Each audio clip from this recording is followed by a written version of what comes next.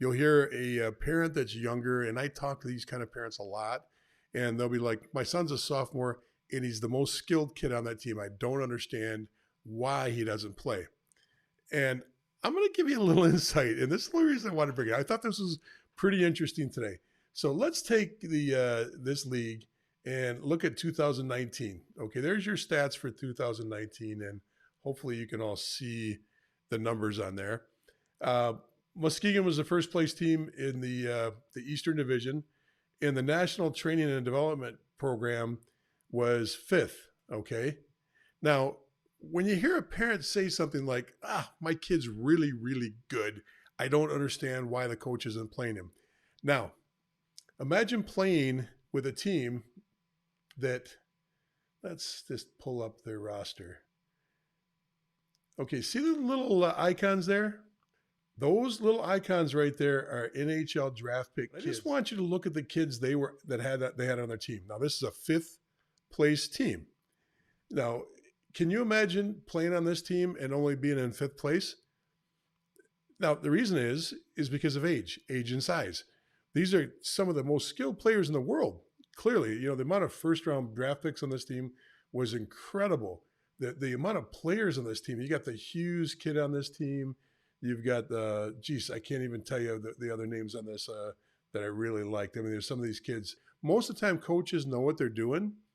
And if all the talent in the world, and literally that team had all the talent in the world, but they're super young.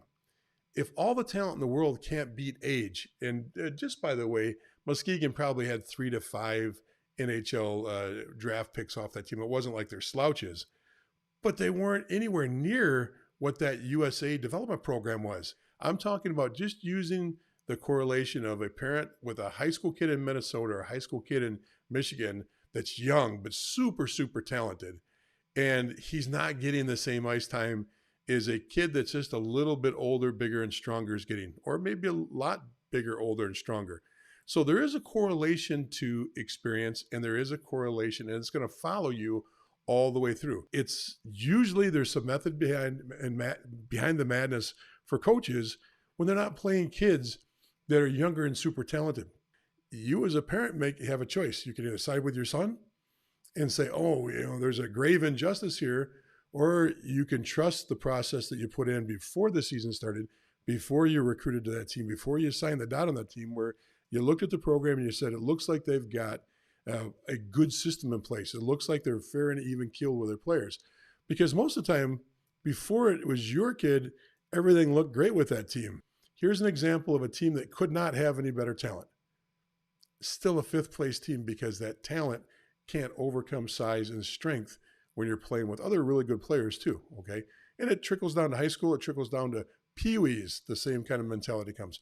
That's what the difference between being young and being a little bit more of a veteran. I hope that helps a little bit. Let's say some hi to some people here and see what we got on hold.